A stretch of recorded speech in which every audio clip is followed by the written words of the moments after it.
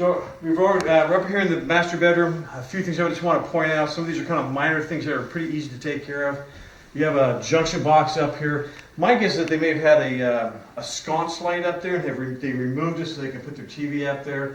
So either replace the light on that thing or put a junction box cover on that. We do have an outlet down here that has been overheated and scorched. Now, I do not believe that has anything to do with the other electrical problems. My guess is they has to be plugged in. They just drew way too much power. The rest of the bedroom looks pretty good.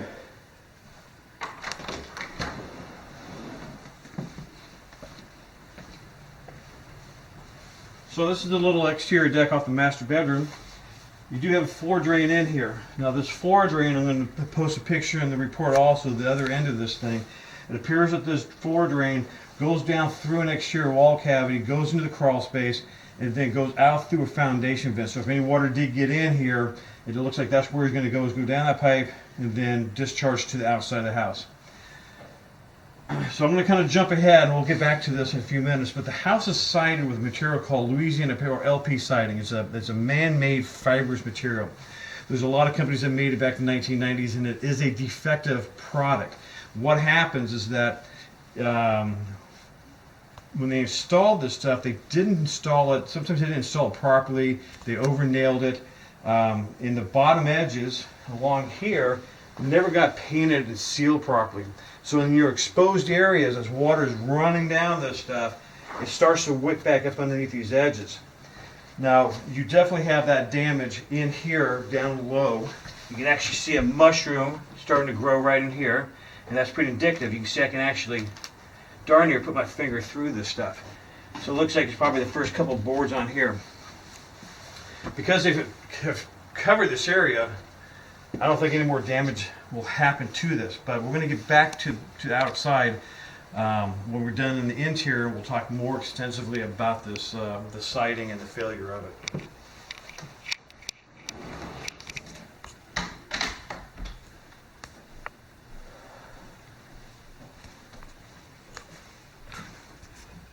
So you're on a private well, and a lot of times with private wells you have kind of mediocre water pressure.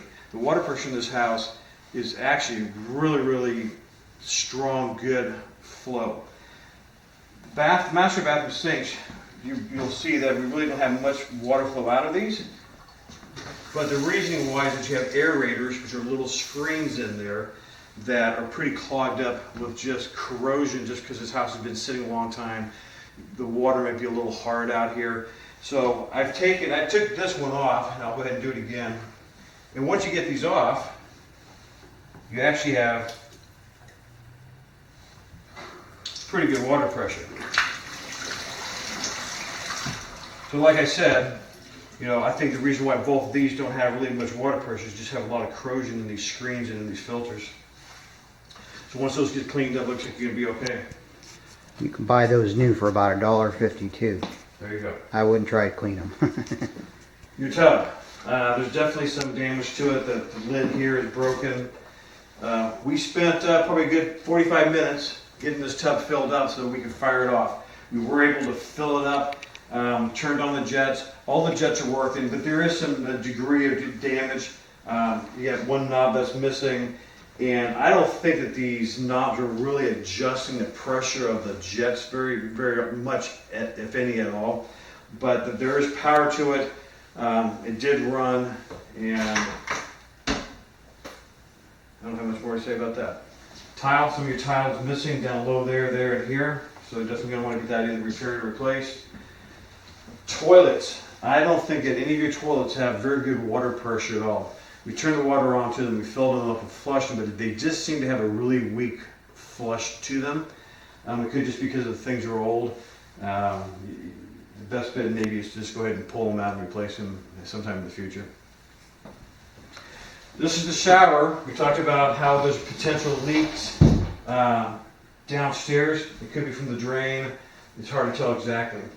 Now, it's a dual shower head. This shower head, we got water pressure coming out from both hot and the cold. On this side, which it is missing the shower head. That's the cold side, but you don't have much of anything coming out on the hot side. So it could be that just this valve itself could also be just corroded and gummed up and stuff, so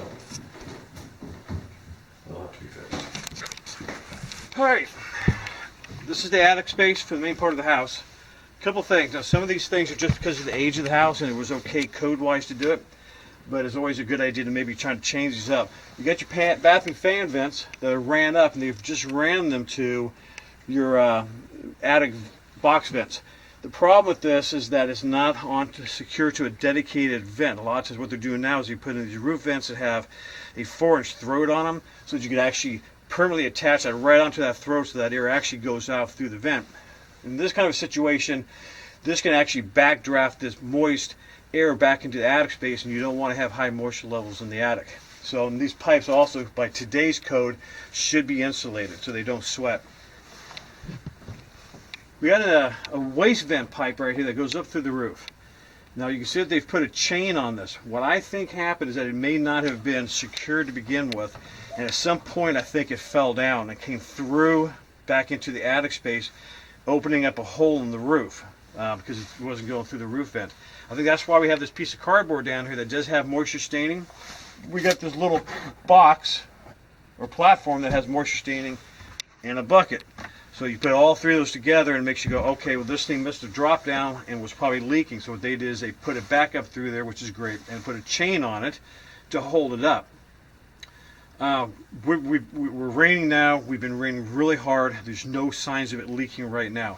You're going to see a picture though that I think another thing they did to try to fix the problem is they took a 4-inch elbow that you would use for heating systems or airflow or exhaust ducts, and they actually put it on the top of this up on the roof level. So when you get the report, you can see this picture of this vent with a 90-degree fitting on the thing. So probably so that you can probably want to have a roofer come out and have them look at it and make sure that everything's fine up there.